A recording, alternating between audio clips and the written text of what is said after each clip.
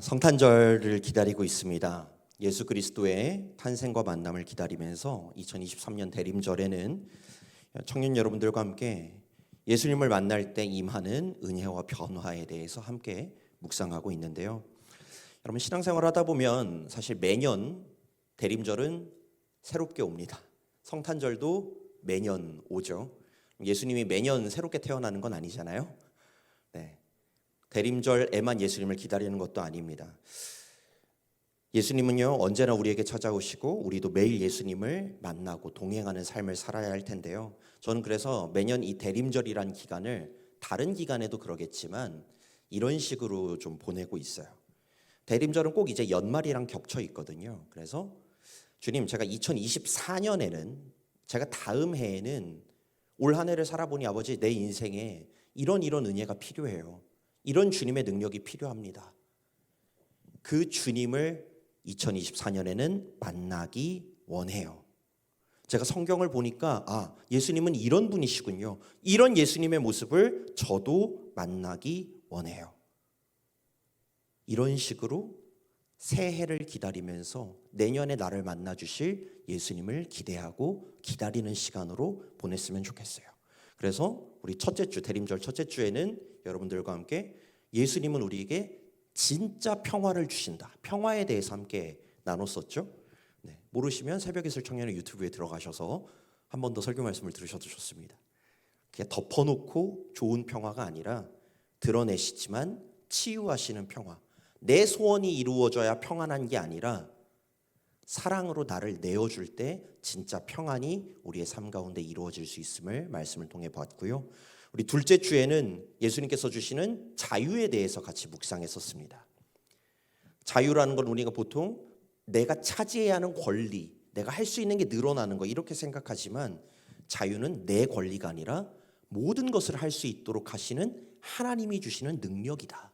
그리고 그 능력을 나를 위해서 쓰면 우리는 영원히 자유할 수 없다. 그것을 서로 사랑하고 섬기는 데 사용할 때 우리가 참 자유를 누릴 수 있다라는 말씀을 같이 보고 또한 그것을 바라며 기도했습니다.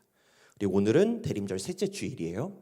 우리 다음 주는 성탄절 이브, 그러니까 전야가 딱 주일에 있다 보니까 다음 주는 우리 3부 예배랑 연합해서 드리게 돼서 제가 여러분들과 대림절 말씀을 나누는 건 오늘이 마지막이다 보니까 오늘은 청년들이 이 시대를 살아가면서 겪는 시대적 흐름의 키워드를 하나 말씀드리고 그것을 거슬러서 그리스도인으로서 우리가 예수님과 동행하며 살 때 어떻게 변화될 수 있는가, 그때 예수님께서 우리에게 주시는 은혜는 무엇인가, 청년이란 세대에 초점을 맞춰서 예수님을 만나면 우리가 어떻게 변하게 되게 되는지 함께 말씀을 나누어 보고자 합니다.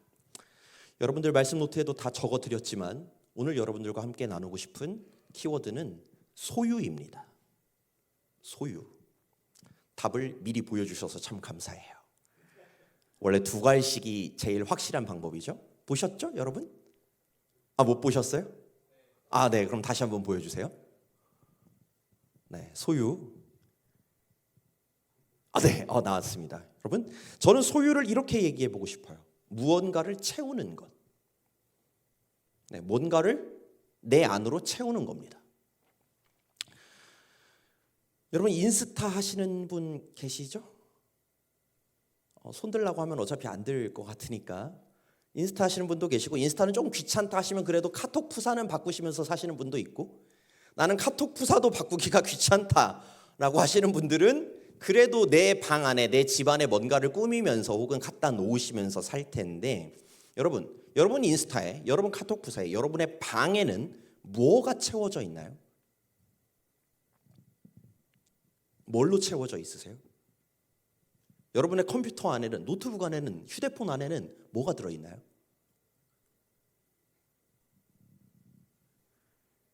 여러분 인스타 보면 뭐 보이세요? 전 인스타 아이디가 있긴 한데 거의 안 하거든요. 보면은 대체로는 자랑을 하는 용도로 많이 쓰이죠. 여행을 갔다 왔다. 나 이런 집 산다. 이런 차 타고 있다. 아니면은 누군가는 자신의 예쁨이나 젊음을 자랑하기도 합니다. 드러내기도 하고요. 맛집 갔다 왔다는 거 인증하기도 하고요. 예쁜 풍경을 보고 왔다라고 인증하기도 하고요. 혹은 누군가는 자신의 능력을 드러내는데 쓰기도 합니다. 그렇잖아요? 여러분 진짜 인스타나 카톡에 자기 일상 올리는 분 계세요? 10시까지 잤다. 오늘 밥은 라면에 밥 말아 먹었다. 뭐 이런 거 올리지 않아요. 보통 자랑할 만한 것, 내가 가지고 있는 것, 혹은 어떤 노력을 열심히 해가지고 얻게 된 것을 올립니다. 그리고 그걸 보면서 서로 부러워합니다. 혹은 그걸 보면서 나를 상대적으로 깎아내리기도 합니다. 벼락 부자란 말은 옛날부터 있었지만 20년대에 들어서 2020년대에 들어서서 벼락 거지라는 말이 생겼어요. 벼락 부자의 상대적인 입장에서 나는 변한 것이 없지만 저 사람과 비교되는 나를 보며 나는 벼락 거지가 되었다라는 말이 생겨나기 시작했습니다. 모든 사람이 소유하는 것을 집중합니다. 그것을 보이는 게 내가 되고 그걸 가진 게 내가 되고 내가 자랑할 만한 것들로서 나를 표현합니다. 여러분 이런 거 해보신 적 있을지 모르겠는데 나는 누구인가? 나는 땡땡땡입니다. 여기 빈칸 채우는 일들을 보통 상담 가면은 해요. 여러분 거기에 뭐 채우실 수 있을 것 같으세요? 나는 일단 한국인 이름부터 적죠. 신요셉입니다. 그 다음 우리 생각나는 거 뭐 있어요? 네, 직업. 내가 어떤 회사를 가지고 있는가? 회사를 가지고 있는 분은 없죠. 회사에 다니고 있는가? 나의 소속 혹은 나의 뒷배가 될 수 있는 것, 나의 직업을 적습니다. 직장 아직 생각하지 않으시는 학생분들은 뭐 적어요? 학교를 적습니다. 나는 어느 학교 다니는가? 그거 자랑할 만하면 혹은 드러내 보일만 하면 적고 그렇지 않으면 안 적을 수도 있죠. 그 다음 뭐 적을까요? 네, 나이도 적습니다. 뭐 요새는 뭐 나이 자랑을 하진 않긴 하지만 나이도 적고 나는 어디 삽니다. 나는 뭘 가지고 있습니다. 나를 표현하는 방법이 우리는 점차 내가 아니라 소유로 변하고 있는 시대를 살고 있어요. 인스타에 카톡 프사에 내가 드러나는 게 아니라 내가 소유하는 것들이 드러납니다. 내가 경험한 것들이 드러납니다. 여러분 인스타에 사진 예쁜 걸 올렸어요? 여러분 나를 올린 거예요? 풍경을 올린 거예요? 인스타에 예쁜 카페 갔다 왔다고 찍었습니다. 그거 먹고 기쁜 나를 올린 겁니까? 아니면 그 예쁘게 꾸며진 뭐 디저트든 커피든 그걸 올린 겁니까? 나를 찍은 건가요? 그걸 찍은 건가요? 이렇게 물어보면 답변이 조금 더 명확해집니다. 우리는 나를 보지 않고요, 소유한 것을 보는 시대를 분명히 삽니다. 여러분 80년대는 이 소유의 정점이 권력이었습니다. 권력을 누가 가질 것인가? 지금 유행하는 영화도 있긴 한데 근데 거의 1000만 찍을 것 같은 영화도 있죠. 권력을 누가 잡을 것인가가 핵심이었어요. 2000년대에 들어서는 학력, 물론 그전에도 있었지만 학력이 무척 중요했습니다. 어떤 학력을 가지고 있는가. 근데 2020년대에 들어서는 어떻게 됐어요? 코로나 이후부터는 이제 사실 학력도 별로 필요 없어요. 그냥 돈 많이 벌었으면 장땡이에요. 이제는 경제력을 얼마나 가지고 있는지를 봅니다. 너 집 있니? 차 있니? 시드머니는 얼마가 있니? 여러분 근데 이것들, 소유한 것들 그걸로 사람이 진짜 채워졌을까요? 시대를 흐르면서 소유할 수 있는 것, 채워질 수 있는 것도 변했고 지금 우리는 가계부채 언제 터질지 모른다고 하는, 집값 언제 떨어질지 모른다고 하는 모든 것을 가지고 싶지만 모든 것이 소망이 될 수 없는 시대를 우리는 살아갑니다. 그러면 거기에 대한 답이 있어야죠. 소유한다고 해서 답이 안 나와요. 그래서 어떻게 하라고요? 그래도 가져야 뭐라도 하고 살죠라고 말할 수 있는 청년의 세대들에게 저는 오늘 삭개오의 말씀을 함께 보기를 원해요. 여러분, 삭개오라는 사람은요, 많은 것을 가진 사람이었습니다. 오늘 말씀에 2절에 보면 삭개오라 이름하는 자가 있었다라고 합니다. 삭개오라 이름하는 자, 2절 한번 보여주실래요? 여러분, 삭개오라 이름하는 자, 우리는 저 말씀을 보면서 별 생각이 안 들지만 저걸 읽는 이스라엘 사람들은 생각이 들 겁니다. 왜냐하면 삭개오라는 말 뜻 자체가 의로운 자라는 뜻이기 때문입니다. 의로운 자라는 이름을 가진 사람이 있었대요. 그런데 그 뒤에 이어지는 그에 대한 그의 정체성은 그의 이름과는 굉장히 동떨어져 있죠. 세리장이었다고 합니다. 일제시대 때 세금 걷는 사람, 로마의 압제시대 때 세금 걷는 사람, 민족의 고혈을 빨아먹고 사는 사람. 그런데 그 중에서도 세리장, 얼마나 고약했으면 장이 될 수 있었을까 싶은 생각이 드는 사람이 바로 삭개오입니다. 그리고 그의 정체성, 의로운 자라는 이름은 가졌지만 정작 그의 정체성은 뭐였어요? 부자였습니다. 그는 돈을 많이 가진 사람이었습니다.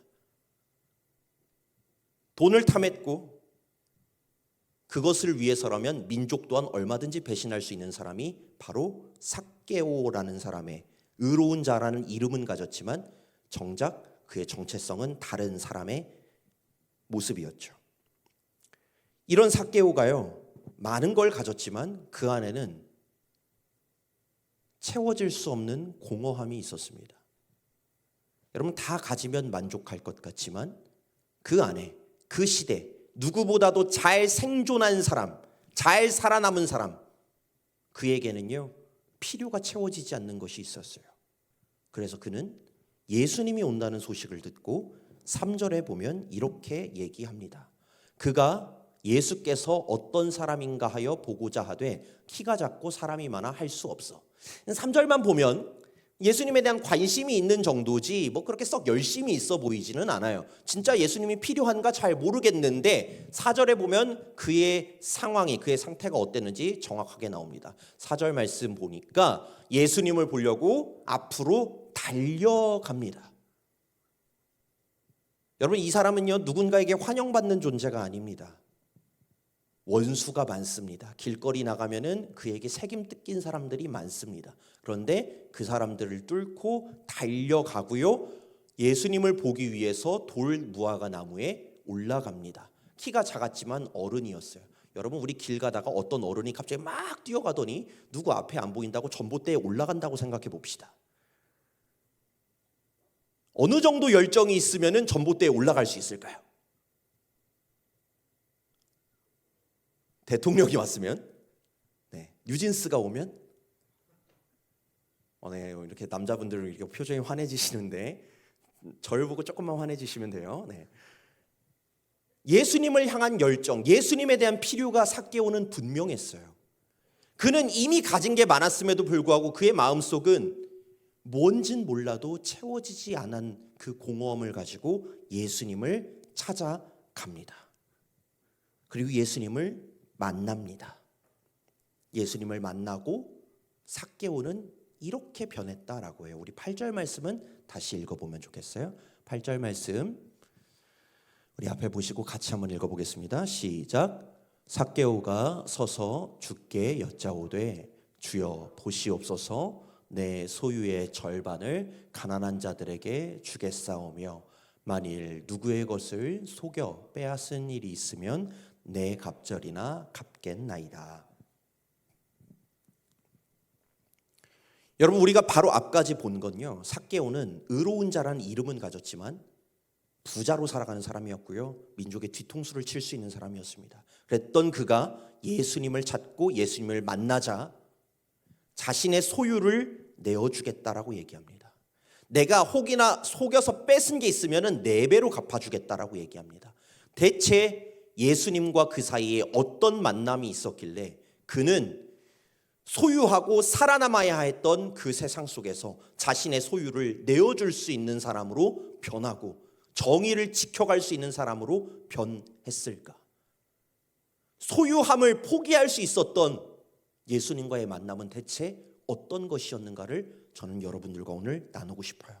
그 첫 번째가 아까 우리가 소유는 무언가를 채우는 것이라고 제가 정의하고 시작했는데, 여러분, 무언가, 아무리 채워도 나를 채울 수 없는, 공허할 수 없는 그 무언가에서요, 예수님은요 나를 보게 해주십니다. 나를 알게 해주십니다. 여러분, 오늘 삭개오가 나온 누가복음 19장 1절부터 10절까지를 보면요, 예수님이 삭개오의 집에 들어갑니다. 그리고 들어가서 뭘 했는지 도무지 알 수가 없어요. 왜냐면 안 쓰여 있어요. 그런데 성경에 쓰여 있지 않으면 필요하지 않기 때문입니다. 이미 나온 것으로 충분하기 때문에 알려주지 않습니다. 그런데 예수님과 삭개오 사이에 집에 들어가셔서 너희 집에 유하여야겠다라고 하고 나서 삭개오랑 예수님이 어떤 대화를 나누셨는지는 알 수 없지만, 그 전에 예수님과 삭개오의 만남에 드러난 삭개오를 향한 예수님의 채움이 드러나는 말씀이 있으니 바로 5절 말씀입니다. 5절 말씀 앞에 보여주시고 제가 다시 한번 읽어드릴게요. 삭개오를 처음 보셨을 때 예수님께서 삭개오를 향해 하신 말씀입니다. 예수께서 그곳에 이르사 쳐다보시고 이르시되 삭개오야, 속히 내려오라. 내가 오늘 내 집에 유하여야 하겠다 하시니, 라고 삭개오의 이름을 부르십니다. 여러분, 성경에서 이름이라는 건요 그냥 이름이 아닙니다. 성경에서 예수님께서 혹은 하나님께서 누군가의 이름을 부르실 때는 그 이름에 담긴 그 사람의 진짜 모습, 그 사람을 향한 하나님의 담긴 계획을 드러내실 때 그 사람의 이름을 부르십니다. 예를 들자면 야곱이 그랬습니다. 야곱에게 이름을 물으세요. 야곱에게 물어 이르시되 야곱아, 내 이름이 무엇이냐? 이게 무슨 말이에요? 야곱아, 내 이름이 무엇이냐? 이름이 궁금하신 게 아니에요. 도둑질하는 사람, 훔치는 사람이라는 그 야곱의 뜻, 너의 삶이 지금까지 도둑질하는 자였지, 그런데 내가 그 이름을 이스라엘로 바꾸겠다, 하나님을 이긴 자라는 이름으로 바꾸겠다, 너의 그런 삶으로 바꾸겠다라고 말씀하시는 거였거든요. 오늘 삭개오도 마찬가지입니다. 오늘 삭개오를 그냥 누구 부르려고 어이 부르지 않고 야 부르지 않고 삭개오란 이름을 부르신 것은 의로운 사람아 라고 삭개오의 정체성을, 삭개오를 향한 하나님의 계획을 일깨워 주시는 겁니다. 삭개오야, 의로운 사람아, 이제 속히 나한테로 내려와라. 내가 너를 만나러 왔다. 나에게로 찾아와라. 내가 너의 집에 거할게. 너와 함께 있을게. 내가 너를 만나길 원한다. 삭개오, 의로운 자, 너를 통해 의로운 하나님의 모습이 드러나길 원해. 그게 너의 삶이야. 예수님이 보여주시는 것은, 예수님과 삭개오의 만남, 교제는 오늘 5절에 나온 이 모습밖에 알 수가 없어요. 그런데 이것이면 충분했습니다.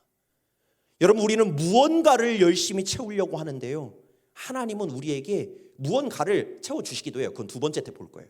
그런데 하나님은 무엇보다 무언가를 아무리 채워도 내가 없는, 나는 도대체 뭐 하며 사나 싶은 나의 인생 가운데 나란 존재에 대한 계획을, 나란 존재에 대한 정체성을 알려주시고 채워주시는 분이십니다.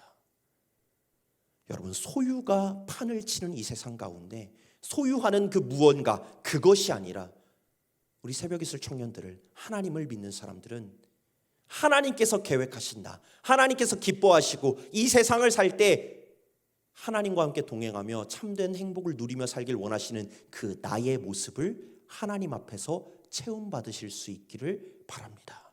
여러분, 무언가를 채우려고 하시는 게 아니라 하나님을 만나면 내가 채워집니다. 나를 알게 됩니다. 내가 무엇하며 사는 사람이어야 하는지, 나란 존재는 어떤 것인지 예수님께서 알려주세요. 전 여러분들의 2024년이 2024년에는 뭐 장만해야지, 뭐 가져야지, 뭐 채워야지가 아니라 예수님 안에 진짜 나를 체험받을 수 있는 한 해가 되시기를, 그 예수님을 만나실 수 있기를 바랍니다. 두 번째입니다. 무언가를 우리는 체험받는 것이 소유한다고 생각합니다. 그런데 이제 무언가는 나로 바꾸신다면 채워야 하는 것이 아니라 체험받는 인생임을 아실 수 있기를 바라요. 삭개오와 예수님의 만남 속에 이루어진 교제는 우린 진짜 알 수 없어요. 그런데 한 가지 유추해 볼 수 있는 건 있습니다.